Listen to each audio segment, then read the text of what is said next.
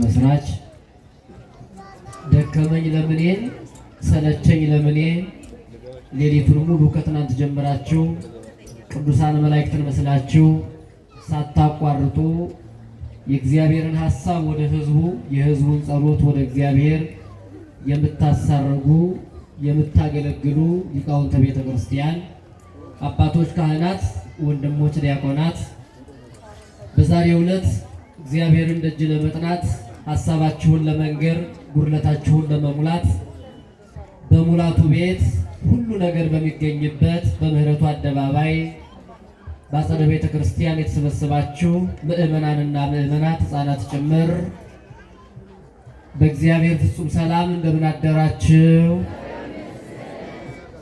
እግዚአብሔር የሰጠን ነገር ቢቆጠር አያልቅም። ሌላው ቢቀር እዚሁ እንዲሁ መቆማችንና በሰላም መቀመጣችን ሰው ሊያድልን አይችልም። ይሄ እንደምን አደራችሁ? እንደምን ሰነበታችሁ? እግዚአብሔር ክብሩን ለገለጠባቸው ለኛ ትልቅ ስጦታ አድርጎ ለሰጠን የኢትዮጵያውያን ጸሎታቸው የዓለም ሁሉ በእግዚአብሔር ቸርነት ለሚያምኑ በቅዱሳን አማላጅነት ለሚያምኑ ለኦርቶዶክሳውያን አምባ መጠጊያ የምልጃውን ማማ ላጎናጸፋቸው እንዲሁም ለኛ ሲሉ ራሳቸውን ትተው ለኛ ራሳቸውን ለሰጡት ቅዱስ ታሪካቸው ቢነገር ለማያልቀው ከርቀታቸው ብዛት የተነሳ ቅዱሳን መላእክትን ለመሰሉት ለታላቁ ጻድቅ ለአቡነ ገብረ መንፈስ ቅዱስ ዓመታዊ ክብረ በዓል የመታሰቢያ ዕለት በሰላም እንኳን አደረሰን አደረሳችሁ።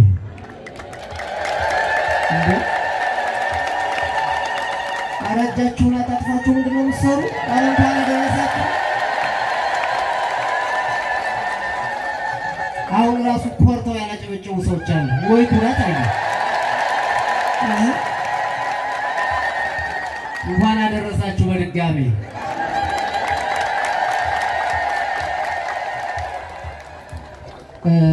ምዕመናን እንግዲህ ወንጌሉን መቼም ቃለ ወንጌል እንማራለን ተብሎ ስለሚነገር ነው እንጂ ትናንት ከዋዜማው ጀምሮ ሲነገር ያደረው በሙሉ ቃለ ወንጌል ነው። የኢትዮጵያ ኦርቶዶክስ ተዋሕዶ ቤተክርስቲያን ከወንጌል ውጭ የሆነ ትምህርት የላትም። ከወንጌል ውጭ የሆነ ዜማ የላትም። ሁሉም ቅድም ሊቃውንቱ ሲናገሩት እንደነበረው ሲያመሰጥሩት የሰማችኋቸው በሙሉ በዜማ ወንጌል ደግሞ እንዲሁ በንግግር መልኩ ትንሽ እንማማር ነው እንጂ ሲዜም የቆየው በሙሉ ቅዱሳት መጻሕፍትን ብንመረምራቸው ከዘፍጥረት አንድ ጀምሮ እስከ ራዕየ መጨረሻ ድረስ ያሉ ናቸው። አሁን ደግሞ እግዚአብሔር በቅዱሳኑ ላይ አድሮ ምን ስራ እንደሚሰራ እንዴት እንደሚመሰገን አጠር ላለ ደቂቃ እኔ ቁሜ እናንተ ተቀምጣችሁ፣ በእርግጥ እናንተ ቆማችኋል፣ እንማማራለን። የምስጢር ባለቤት መድኃኔዓለም ምስጢሩን ገልጦ እንዲያስተምረን መልካም ፈቃዱ ይሆንልን። ሲም ካርዱን እንዳታወጡት አደራ። የሰማችሁ ነው? ምን አልኋችሁ? እንዴ ምኑን እንዳታወጡት? የምኑን ሲም ካርድ? የምኑን? እንዲያ ነው፣ የስልኩን እንዳይመስላችሁ። ሲም ካርዱን ማለት እናንተ ከዚህ ተቀምጣችሁ ሐሳባችሁ ሌላ ከሆነ ሲም ካርዱ ወጣ፣ ባዶ ቀፎ ቀረ ማለት ነው። ስለዚህ ቀፎ ደግሞ ብቻውን ምንም አይሰራ፣ ኢንተርኔት መጎርጎር የለ ምን የለ።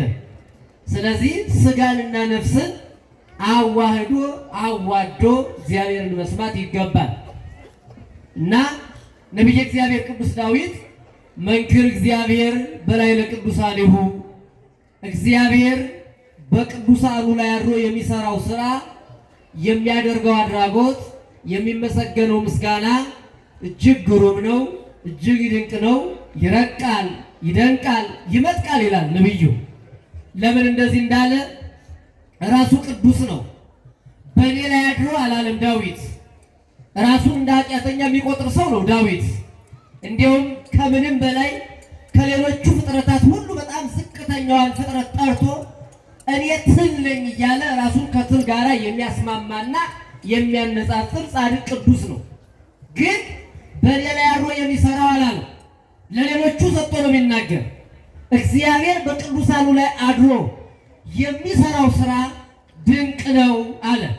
ወደ ላይ አባቶቹንና አብርሃምን እየተመለከተ እግዚአብሔር በቅዱሳኑ ላይ የሚሰራው ለቅዱሳኑ የሰጣቸውን ቃል ኪዳን ታስታውሳላችሁ። በኦሪት ዘፍጥረት ምዕራፍ 18 ላይ እግዚአብሔርና አብርሃም የሚነጋገሩት አንድ አስገራሚ ቃል ነበረ። እንግዲህ እነ ሰዶም እነ ገሞራ በኃጢአታቸው ሊጠፉ ሲሉ እግዚአብሔር አብርሃምን መጥቶ አብርሃም ይችን ሀገር ላጠፋት ነው ብሎ ነገረው። በግልጥ አያችሁ፣ እግዚአብሔር የሚያወያየው፣ እግዚአብሔር የሚያመካክረው፣ እግዚአብሔር የሚያነጋግረው፣ እግዚአብሔር ሀሳቡን ሁሉ የሚነግረው ቅዱስ። ከዚህ የበለጠ እግዚአብሔር ስራ ምን ይደንቃል? ምን ይረቃል? ጌታ ሆይ ምን ይሻላል? እባክህን ይችን ሀገር ማራት ሲለው በውኑ እስኪ ልፈልግ ጸሎታቸው የሚሰማ ድውያን የሚፈውሱ አንተን የሚያመልኩ አምላካችን እግዚአብሔር ብቻ የሚሉ እንዲሁ 50 ሰዎች ቢገኙ አትምርልኝም ይችን ከተማ ሲለው አባቴ ይህን ያልካገኘህማ በቂ ነው አለ እግዚአብሔር። አያችሁ፣ ግን አልተገኘም። አብርሃም ፈለገ፣ አልሆነም። ብቻውን ነው ያለው። አንድ ሎጥ ብቻ ካጠገቡ ያለ ሎጥ ብቻ ነው እግዚአብሔርን የሚያመልክ፣ ሌላ ሰው አጣ። እንዲሁ ጌታ ሆይ 40 ባገኝ እንዲሁ ትንሽ አሸሽልልኝ ያለ 40 ከተገኘ ለአንተ ስል ይሻል። ፈለገ፣ አጣ። 30 ቢሆን የለም፣ ጠፋ። እንዲሁ ጌታዬ ሆይ ይቅርታ አድርግልኝና 10 ባገኝስ አትምርልኝ ብቻ ነገር አረ ምርልሃለሁ አሉ። አያችሁ፣ እግዚአብሔር በቅዱሳኑ ላይ ድንቅ ነው። አብርሃም ፈለገ፣ ተንከራተተ፣ አላገኘም። ጌታ ሆይ እንዲሁ 5ስ ብታገኛል። አያችሁ፣ ከ50 ወደ ስንት መጣ?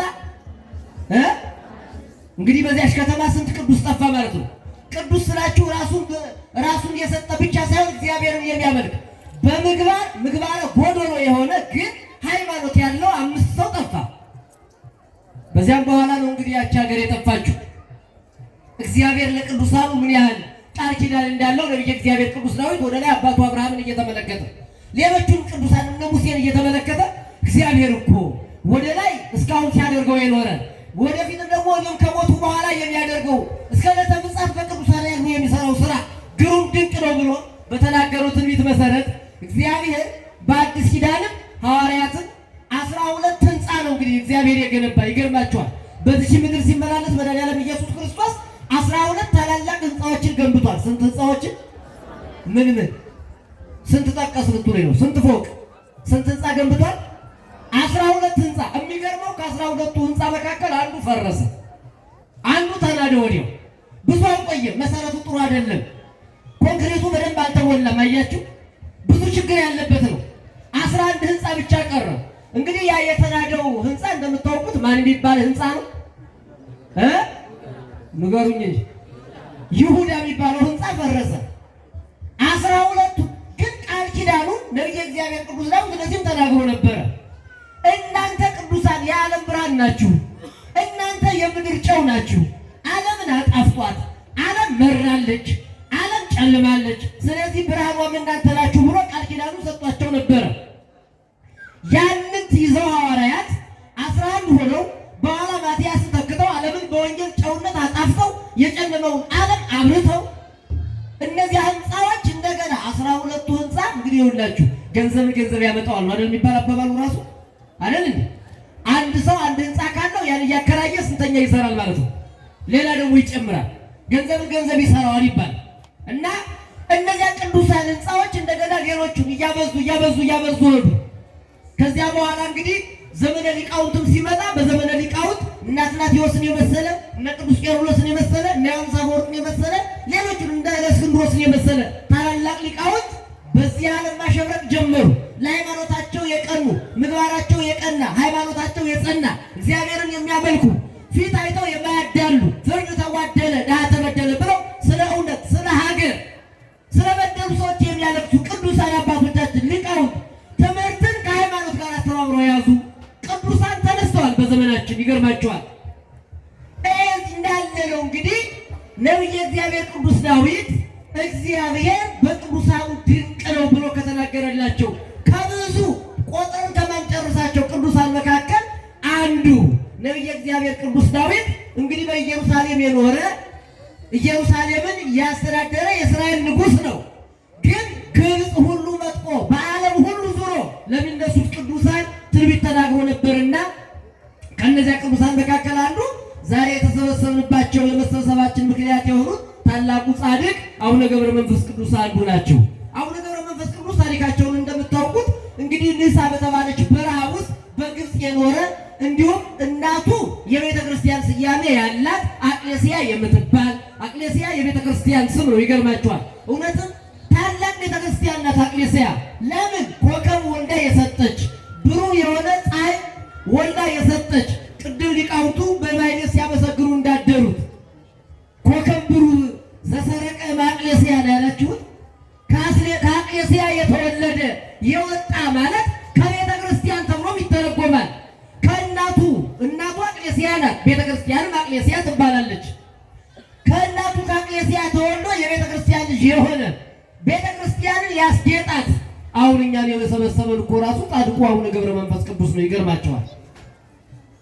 ከቅዱሳን ተወልዶ ቅዱስ የሆነ በተወለደበት ዕለት በጣም ከሚገርመኝ በተወለደበት ዕለት እህል ያልቀመሰ ሁልጊዜ እንደምንለው እኛ ሁልጊዜ ስንወለድ ከእናታችን ወዲያው ስንወጣ ድምፅ እናሰማለን። የምናሰማው ድምፅ እነማማ ንገሩኝ፣ ሕፃኑ ምን ያሰማል? ምን ለቅሶ ነው ወይስ መዝሙር? ለቅሶ። አንቺ ዓለም መጣሁልሽ ደህና የእናቴ ሆድ ሙቆኝ የነበረውን የሚበላውን አላስብ የሚጠጣውን አላስብ፣ ትራንስፖርት አይቸግረኝ፣ ሁሉ ነገር አንቺን ትራንስፖርት አድርጌ አንቺን ምግብ አድርጌ ባንቺ ወድ እየለሁ እያለ ወደዚች መከራ መጣሁልሽ እያለ ውይ ይላል፣ ጮቱን ያሰማል። አቡነ ገብረ መንፈስ ቅዱስ ከዚህ ወጣሉና ከእናታቸው ማኅፀን ወዲያው እንደወጡ ምን አሉ? ስብሐት ለአብ ስብሐት ለወልድ ስብሐት ለመንፈስ ቅዱስ። አመስግኗቸው። በእውነት ይገርማቸዋል። ሥላሴ ይክበር ይመስገናል። የምን ለቅሶ ነው? ይርበኛል አለን እህል አልበላ፣ ይጠማኛል አለን አልጠጣ፣ ይወርደኛል አለን ልብስ አልለብስ፣ ይቸግረኛል ቤት ምን እኖራለሁ እንዳለን መኖሪያ የገዳም ምን ያስለቅሰኛል እንደሌሎቹ አላለቅስም። ይልቁንም ባሪያ በአምሳሌ የፈጠረኝ ሥላሴ ስብሐት ለአብ ይሁን፣ ምስጋና ለአብ፣ ምስጋና ለወልድ፣ ምስጋና ለመንፈስ ቅዱስ፣ ክብር ለአንተ ይሁን። እንዲህ አድርገህ አንተ እኔን ትመስላለህ፣ እኔ አንተን እመስላለሁ፣ ይሄ ነው የኔ ድምፅ ያሉና በመጀመሪያው ቀን ከእናታቸው ማኅፀን ሲወለዱ ምንን አሰሙ አልኋችሁ? ተመልከቱ። ስራቸውን በምስጋና የጀመሩ። እኛ በለቅሶ እንጀምራለን እንዳለቀስን አሁንም ማልቀስ መነፍረቅ። ጻድቁ በምስጋና ጀመሩ፣ አሁንም እየተመሰገኑ ነው፣ እግዚአብሔርንም እያስመሰገኑ ነው። አያችሁ፣ እግዚአብሔር በቅዱሳኑ ድንቅ ነው ማለት ይሄ ነው። የትኛው ሰው ነው የተነገረለት የዓለምን ቋንቋ የቀየረ? ጻድቁ አቡነ ገብረ መንፈስ ቅዱስ ናቸው። ቋንቋቸውን ቀየሩት። የለቅሶውን ቋንቋ ወደ ምስጋና ቋንቋ ቀየሩ። ይገርማችሁ። እንደዚህ ሆነው ነው እንግዲህ ታላቁ ጻድቅ በሀገራቸው ብዙ አልኖሩም። በግብፅ የሚገባውን ትምህርት ገዳም ገብተው ዘመነ ብርሃን ከሚባሉ ታላቅ አባት ብሉያቱን አዲሳቱን ከመጻሕፍት ይቀር ሳይባል ጥንቅቅ አድርገው የተማሩ በኋላም እግዚአብሔር ሕግ አንተ የዓለም ብርሃን ነህ ለሐዋርያት የነገሯቸው ቃል ኪዳን ላንተም ይሰራል፣ ወደ ኢትዮጵያ ሂድና በዚያም ብዙ ክርስቲያኖች አሉ ወንጌል የሚሰሙ ወደዚያ ሂድ አስተምር ብሎ እግዚአብሔር ሰውነት ሁሉ ከዚህ በኋላ እንደ ሰረገላ ብትፈልግ ሰረገላ ይታዘዝልህ። ተመልከቱ። በብርሃን ተመላለስ፣ ድካም አይኑርብህ፣ ኃይልን የተሞላ ሁን። መንፈስ ቅዱስ አድሮብሃል፣ እኔም አድሬብሃለሁ፣ አባቴም አድሮብሃል፣ አድረንብሃል። ስለዚህ ዙረህ ወንጌልን አስተምር ተብለው ጻድቁ አቡነ ገብረ መንፈስ ቅዱስ ወደ ኢትዮጵያ ምድር መጡ። ሲመጡ ግን ብቻቸውን አልመጡም። ይገርማቸዋል። 120 ቤተሰብ ይዘው መጡ። ስንት ቤተሰብ? አሁን እናንተ ከክፍለ ሀገር ወደ አዲስ አበባ ብትመጡ መጀመሪያ እናንተ ትመጡና ከዛ በኋላ እስኪ አደላድዬ አመቻችቼ ቤተሰቤን አመጣለሁ ነው አይደለም የሚባለው? አቡነ ገብረ መንፈስ ቅዱስ ግን ሲመጡ ጓዛቸውን ቤተሰባቸውን ጠቅልለው ነው የመጡ። ሚስት አይደለ፣ ልጅ አይደለ፣ ያጎት ልጅ አይደለ፣ ያክስት ልጅ አይደለ፣ አባት አይደለ፣ ምን አይደለ፣ ከሰው ጠባይ ጋራ የማይስማማ ጠባይ ያላቸውን 60 አናብርትና 60 አናብስት እነዚህ ነው አስከትሎ የመጡ ቤተሰብ ምላችሁ እነዚህ ነው አራዊትን ነው አስከትሎ የመጡ አንድ ቀን ሳይቸግራቸው ምን አለ እንደውም አሁን እኮ ሰው አንበሳ ነው በዚህ ዘመን አንበሳ ነው ነብርም ነው ነብርነቱ ነብር የነብር ጠባዩ በግ መፈለግ ነው የአንበሳ ጠባዩ ደግሞ ያው መቀለጣጠም መሰባበር ነው ያገኘውን ሁሉ አሁን ይትውልድ የአቡነ ገብረ መንፈስ ቅዱስ አንበሳና ነብር ይበልጡታል እውነት አሰብ ይበልጡታል አይበልጡትም አይበልጡትም ማለት አይበልጡትም በእውነት እንዲያርጋችሁ በራሳችሁ ከአውሬ ጋርማ ተጨምሩት መብለጥ አይበልጡትም ግን ምን መሰላችሁ ምመና እነዚህ አናብርትና አናብስት ሲመጡ እንግዲህ ያንበሳ ያለ ስጋ ያድርም አይውል በዚያችን ብሎ እንደው ሳይቀምሳት ያድር ግን የአቡነ ገብረ መንፈስ ቅዱስን ሲጓዙ እነሱን ተቀሳቸውን ተከትለው የሚረግጡት ጻድቁ የሚረግጡት መሬት እንደሚፈልጉት ይሆንላቸዋል ትቢያቸውን እየላሱ ያም ሲልሱ አንበሳው ስጋ የበላ ያህል ይሰማዋል አያችሁ ነብሩም በግና ምንድናት እቺ ሚዳቋ እሷ ያገኘው ያህል ይሰማዋል የማን የጻድቁ በረከት እንዲህ እያደረጉ አብረው ተከትሏቸው መጡ አብረው ተከትለው ሲያገለግሏቸው የኖሩ እሚላላኳቸው ካጠገባቸው ሆኖ አንድ ቀን ሰው ሳይተናኮሉ አንድ ቀን ይጉዳት አደረሱ ሳይባሉ የአውሬነት ጠባያቸውን ወደ ሰውነት ወደ ታዛዥነት ጠባይ ለውጠው በጻድቁ በረከት አናብርትና አናብስት ሁሉ ሳይቀሩ ተባርከው ሆዳቸውን ሞልተው ይኖራሉ። ለካ ቅዱሳን የኔና የእናንተን ሆድ ብቻ አይደለም የሞሉት የአራዊቱን ሁሉ የቅዱሳን ኪደተ እግራቸው በኪደተ እግራቸው የባረኩት መሬት የተባረከው ሁሉ ለሌሎቹም ምግብ ነው የሚሆነው።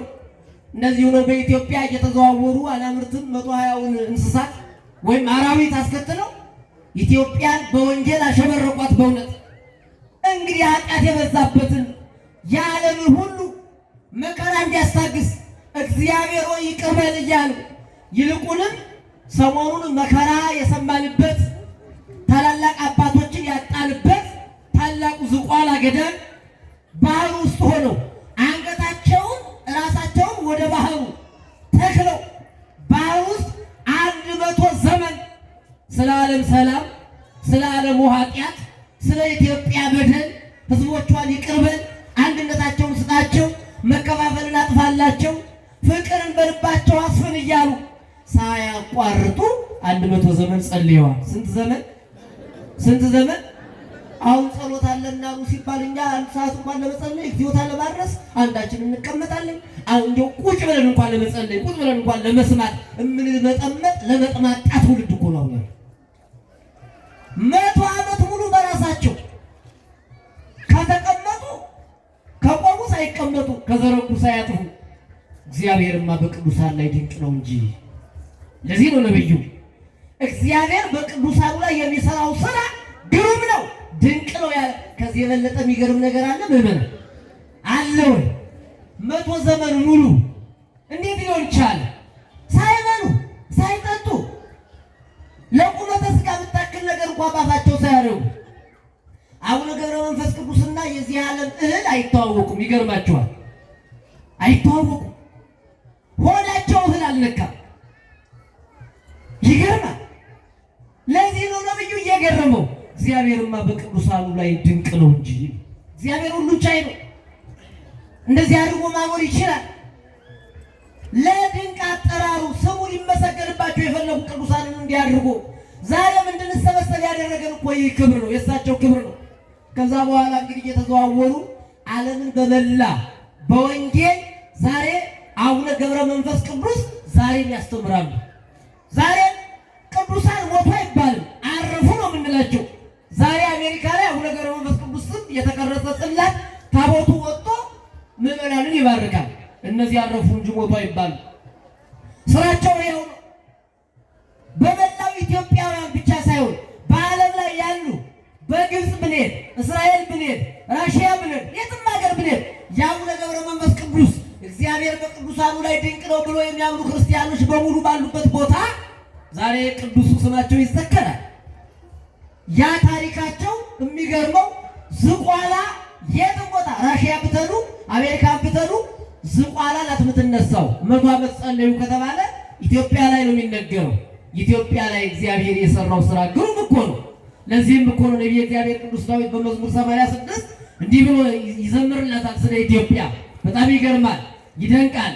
ነኪር ነገሩ በእንቲአኪ ሀገር እግዚአብሔር፣ የእግዚአብሔር ሀገር፣ እግዚአብሔር የሚመሰገንብሽ፣ ቅዱሳኑ የሚከብሩብሽ፣ ቅዱሳን የሚከበሩብሽ፣ ምዕመናን ቅዱሳንን አክብረው የሚከበሩብሽ፣ በምልጃቸው ተማጽነው የሚጠለሉብሽ፣ የኃጢአት ዋዕይ ያቃጠላቸው ክርስቲያኖች ጻድቃንን አማልዱን ብለው በምልጃቸው ክብር የሚያገኙብሽ፣ የኃጢአት ሸለፈታቸው የሚወገድላቸው እነዚህ ቅዱሳን ሕዝቦች ያሉባት ሀገር ኢትዮጵያ እግዚአብሔር ስሙ የሚጠራበት፣ ማኅሌቱ የሚቆምበት፣ ሰዓታቱ የሚቆምበት፣ ቅዳሴ የማይታወልበት፣ ኪዳን የሚደረስበት፣ ወንጌል ዘወትር የሚተረጎምበት፣ የሚመሰጠርበት ቅዱስ ሀገር ማለት ኢትዮጵያ እግዚአብሔር ባንቺ ላይ ያደረገውማ ድንቅ ነው እያለ መዘመሩ ለዚህ ነው። ይህች ሀገር የፈጠረን አምላካችን ክብር ምስጋና ይድረሰው።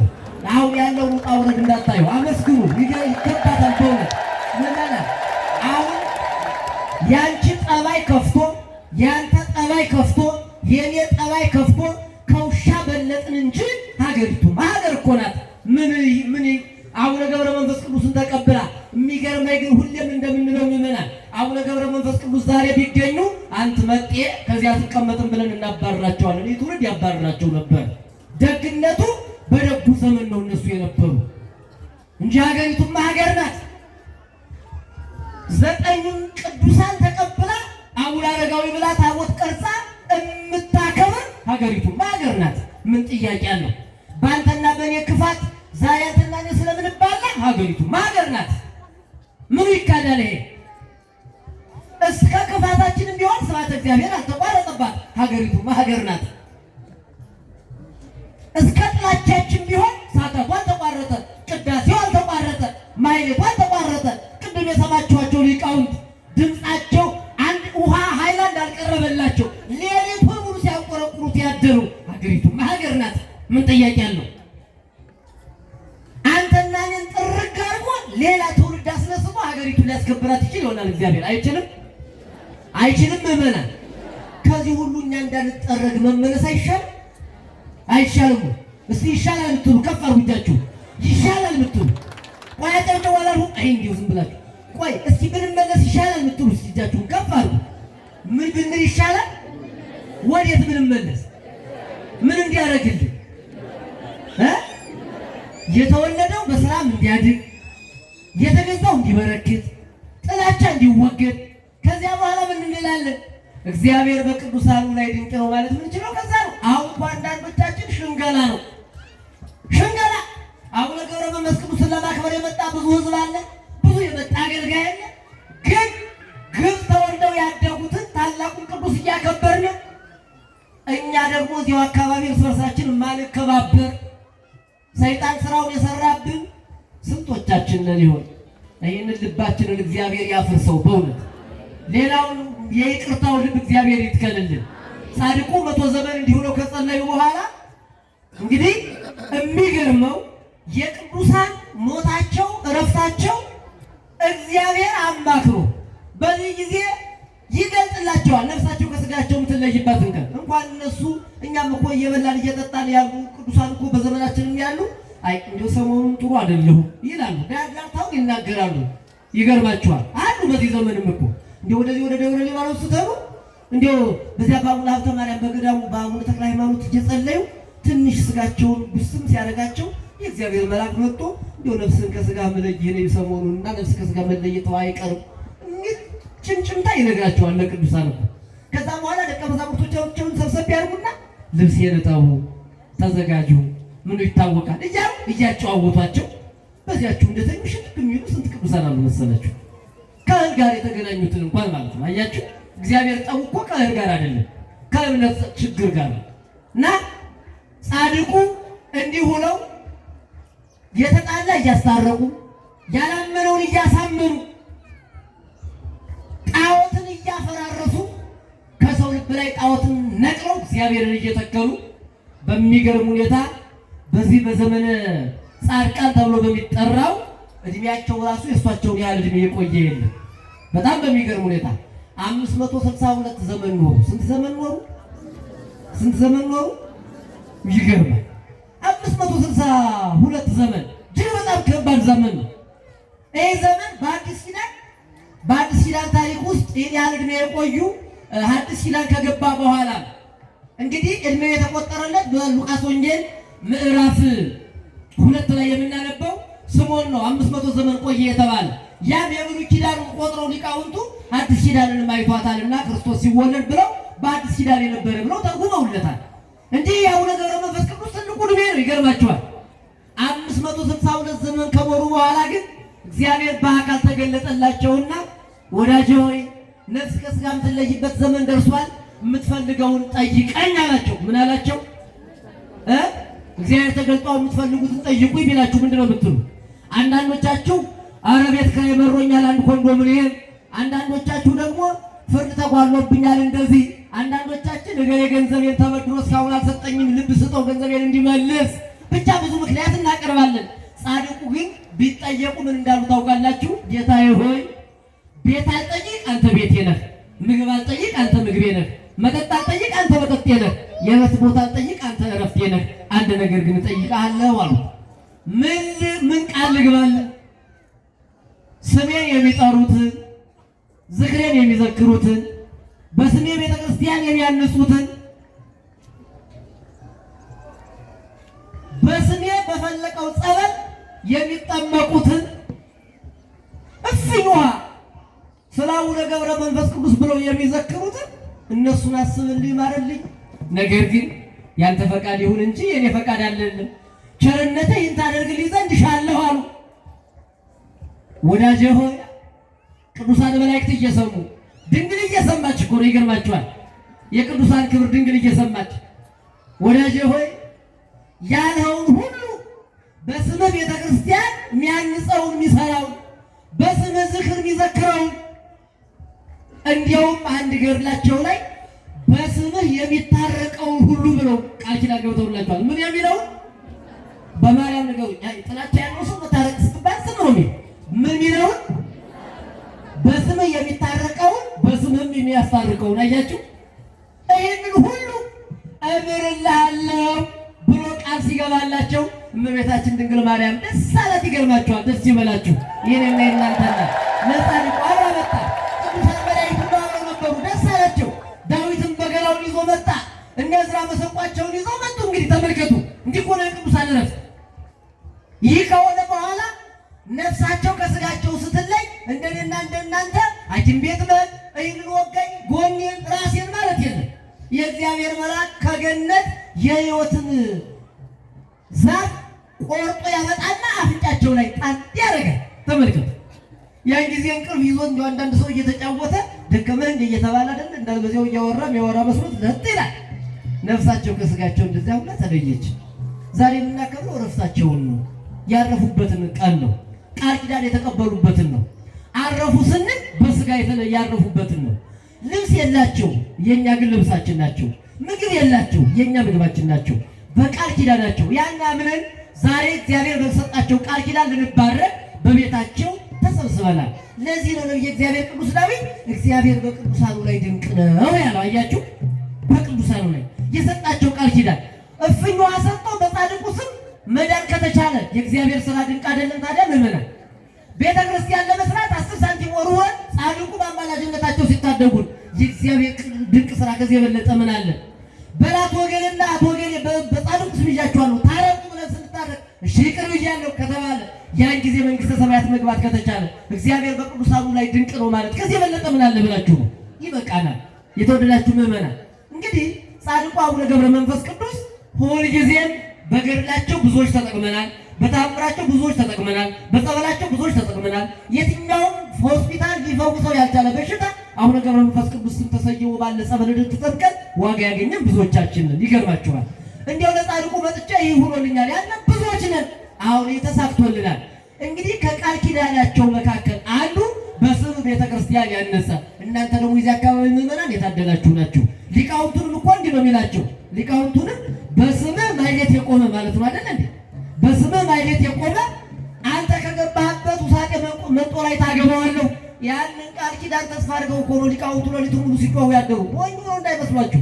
እንደናንተ እኮ እንቅልፍ አላቸው፣ እንደናንተ ድካም ይስማማቸዋል።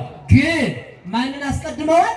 የጻድቁን በረከት ለማግኘት ነው። ስለዚህ እግዚአብሔር በሉ በመጨረሻ በቅዱሳኑ ድንቅ ነው። እግዚአብሔር በቅዱሳኑ አድሮ ይመሰገናል። ምን ይላል? አሁን ስንዘምር የቆየን እኮ ጻድቁን ምክንያት አድርገን የምናመሰግን ማንን ነው? እግዚአብሔርን ነው። ቅዱሱን እናመሰግናለን። በቅዱሱ ላይ ደግሞ አድሮ የሚመሰገን ደግሞ እግዚአብሔር ነው። ምን ብለን? ጻድቃንን የሰጠህን ቅዱሳንን የሰጠህን ብለን እናመሰግነዋለን። ስለዚህ በቅዱሳኑ አድሮ ይመሰገናል እግዚአብሔር። እግዚአብሔር ከሚመሰገንባቸው አንዱ ደግሞ ቤተ ክርስቲያን መስራታችሁ ከተሰጣቸው ቃል ኪዳን አንዱ ቤተ ክርስቲያንን የሰራ ያነጸ በስም ያነጸ አንተ ከገባህበት ውሳጤ መንጦ ላይ ታስገባዋለህ። ትልቁ ቃል ኪዳን ነው። ይህን ደግሞ እናንተ ፈጽማችኋል። የዚህ ቀን አብራችሁ ወደዚህ ተመልከቱ። በጣም ባለፈው በስንት ነበር ይሄ መስቀል ወደ ላይ የወጣው? መላከ ብፁዓን በስንት ነበር? ጥር 3 ነው አይደል? የካቲት 3 ይቅርታ። እኔ ከዚህ ቤተ ክርስቲያን መምጣት ከጀመሩ 2 ዓመት ነው። የሚገርመው 2 ዓመት ጥር 1 ቀን ነው መጀመሪያ ቀን የመጣሁት እዚህ ይለኛል። እና ያን ጊዜ የነበረውንና ዛሬ ያለውን እኔ እንግዲህ ያው እናንተ ምስክር ናችሁ። አሁን ደግሞ ከምንም በላይ መስቀሉ ተሰቅሎ አሁን ትክክል ቤተክርስቲያን ሆኗል ማለት ነው አይደል? የቤተክርስቲያን አንዱ መገለጫው ምንድነው? ዋናው ምንድነው? በሉ እንጂ ተናገሩ። ምንድነው ዋናው? መስቀል። አሁን ደግሞ መስቀሉ ሲሰቀል ደግሞ እንግዲህ ተመልከቱ፣ ዋናው መከራው አለቀ ማለት ነው። መስቀል እኮ መከራና ደስታ ሁለቱም፣ ለጌታ መከራ ነው፣ ለእኛ ደስታ ነው። ተመልከቱ። ስለዚህ መስቀል ካለ እንግዲህ የስራው ጉዳይ እየተጠናቀቀ ነው ማለት ነው።